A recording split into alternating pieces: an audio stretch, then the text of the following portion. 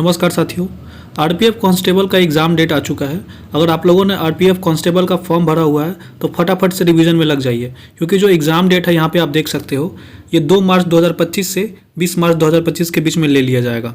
और इसका जो एग्ज़ाम होगा सीबीटी होगा। ठीक है, पूरी जानकारी मैं आप लोगों को इस वीडियो में दूंगा।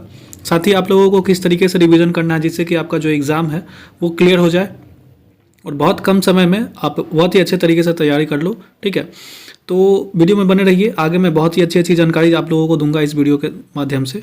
और सबसे पहले बात कर ले तो इसका जो एग्ज़ाम है आज है 29 जनवरी और लगभग आपके पास पूरे फरवरी का समय है। तो एक महीना में अगर आप चाहो तो बहुत ही अच्छे तरीके से आप इसका तैयारी कर सकते हो। ठीक है, अगर आप लोगों ने बढ़िया से तैयारी नहीं किया हुआ है तो रिवीजन के माध्यम से भी कर सकते हो। तो आज की इस वीडियो में मैं आप लोगों को बताऊंगा कि किस तरीके से तैयारी करना है, किस तरीके से रिवीजन करना है कि आपका जो एग्ज़ाम का प्रिपरेशन है बहुत ही अच्छे तरीके से हो और आपका एग्ज़ाम निकल जाए। ठीक है, तो चलिए शुरू कर लेते हैं आज का वीडियो।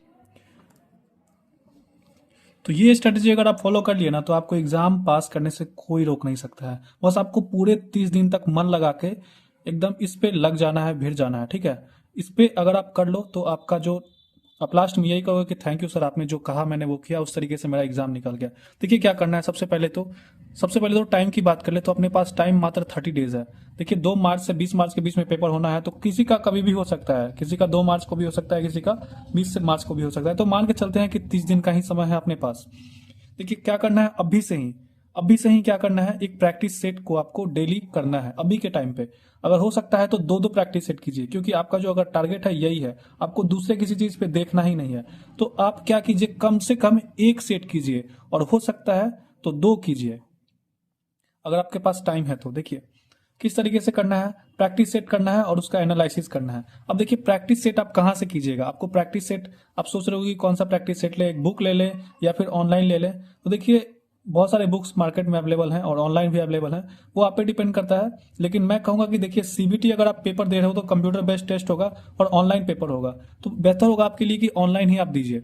उससे क्या फायदा होगा कि ऑनलाइन वहां पे आप दोगे, यहाँ पे भी आप ऑनलाइन करोगे तो थोड़ा सा आपके लिए बेनिफिशियल रहेगा। क्या करना है, ऑनलाइन में आपको टेक्स्ट बुक का बुक ले लेना है। टेक्स्ट बुक में बहुत सस्ते सस्ते सेट्स मिलते हैं, बहुत ही कम दाम में। आपको 1 साल का उसमें सब्सक्रिप्शन ले लेना है। वहां पे आपको आरपीएफ का जो सेट होगा उसको ले लेना है, आपको वहां पे टिक लगा देना है। उसके बाद आपको एनालिसिस में वहां पे बहुत सारे क्वेश्चन के आंसर मिल जाएंगे, उसका सॉल्यूशन मिल जाएगा, तो आपको बहुत फायदा होगा। अगर आप किताब से और मैनुअली अगर करोगे तो उसमें बहुत सारे में उसका आंसर भी नहीं दिया रहता है, समझाया नहीं रहता है, तो ये एक फायदा होगा। दूसरा चीज है, प्रैक्टिस सेट करना है और एनालिसिस करना है। अब बात को समझिए, जैसे मान लीजिए कि आपने एक क्वेश्चन बनाया स्पीड टाइम एंड डिस्टेंस का, ठीक है, और आपको स्पीड एंड टाइम डिस्टेंस में आपको कुछ क्वेश्चन फंस रहे हैं, तो आप तुरंत उसका क्या कीजिए, यूट्यूब पे जाइए, स्पीड टाइम एंड डिस्टेंस देखिए और वहां पे सर्च मारिए Aditya Ranjan sir speed time and distance. वहां से सारी बातें क्लियर हो जाएंगी। मान लीजिए आपको बोट एंड स्ट्रीम में दिक्कत हो रहा है, तो बोट स्ट्रीम में 2-4 गो क्वेश्चन आप बढ़िया से देख लीजिए यूट्यूब पे जाके। देखिए आदित्य रंजन सर है, उन्हीं का देखिएगा, कहीं और मत देखिएगा, नहीं तो फिर आप लोगों को समझ में नहीं आएगा। बहुत ही अच्छे टीचर हैं, आप खुद से ही आप एक बार देखोगे तो आपको खुद समझ में आ जाएगा। ठीक है, आप बस इस चीज को फॉलो कर लो, उसके बाद मैं बता रहा हूँ कि गारंटेड आप लोगों का रिजल्ट हो जाएगा। देखिए तीसरा जो चीज है, मोस्ट इंपॉर्टेंट टॉपिक, आपका जो वीक पॉइंट है उसमें से, जैसे देखिए 50 नंबर का आपका साइंस का होगा, तो साइंस में मान लीजिए कि कोई ऐसा टॉपिक है जिससे कि 3-4 क्वेश्चन मिल गया है, लेकिन आपको वो टॉपिक थोड़ा सा कमजोर है। क्या कीजिए, वो टॉपिक आप जाके यूट्यूब पे सर्च कीजिए और उस टॉपिक को पढ़िए। तो सबसे पहले क्या करना है कि पूरा एक दिन में कम से कम एक सेट बनाइए। आपका 120 क्वेश्चन होगा, ठीक है, 120 क्वेश्चन में आपका मान के चलिए कि शुरू में आपको 50 से 60 ही नंबर आ रहा है, मान के चलिए 60 नंबर आ रहा है, तो आपको घबराना नहीं है बिल्कुल भी, आप उसको लगे रहिए। आप क्या कीजिए, 60 क्वेश्चन बनाइए और बाकी जो 60 क्वेश्चन में आपको जो दिक्कत हो रहा है, आपको कोई ऐसा टॉपिक लग रहा है जो कि बहुत ही प्रॉब्लम हो रहा है, जिसमें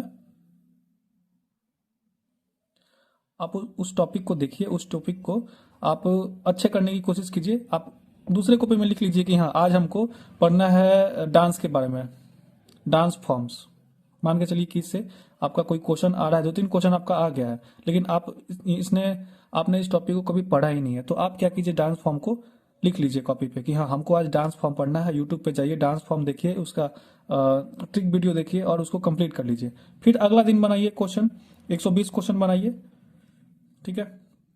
उसके बाद फिर उसका एनालिसिस कीजिए। एनालिसिस करने के बाद आपको लगता है कि हाँ, ये जो टॉपिक है ना, इसमें हम थोड़ा सा फंस रहे हैं और इसमें क्वेश्चन बार बार आरपीएफ में दिया जा रहा है, तो फिर उसको अगले दिन कॉपी में लिखिए और उसको क्लियर कर लीजिए। तो इस तरीके से आपको करना है। तो एक और चीज़ है, चौथा नंबर बेस्ट बुक। तो अभी मैं आप लोगों को बता दूं कि कोई भी अब बेस्ट बुक के चक्कर में मत पड़िएगा, बिल्कुल बेकार है। अब आपके पास समय बिल्कुल नहीं है कि आप कोई नया बुक लीजिए और उसके बाद उसका थ्योरी पढ़िए। थ्योरी पढ़ने के लिए आपके पास बिल्कुल समय नहीं है। आपके पास समय है तो बस एक ही चीज़ का, प्रैक्टिस का। जितना आप प्रैक्टिस करोगे उतना ही आपको फायदा होगा। देखिए, करंट अफेयर के लिए एक चीज़ बता दे रहा हूँ कि एक जाकर बुक ले लीजिए करंट अफेयर का। एडुटेरिया का बुक ले लीजिए। एडुटेरिया का बुक आता है, बहुत ही अच्छा है। उसमें फिगर वगैरह बनाया रहता है और उसमें जो इम्पोर्टेंट टॉपिक है, जो बहुत ही ज़्यादा इम्पोर्टेंट है, जो कि रेलवे के संदर्भ में हुआ है या फिर वर्ल्ड में हुआ है या फिर इंडिया में हुआ है, बहुत ही ज़्यादा इंफॉर्मेटिव है या फिर बहुत ही ज़्यादा ज़रूरी है, इंपॉर्टेंट है, उसी को पढ़िए। सबको पढ़ने की ज़रूरत नहीं है, ठीक है।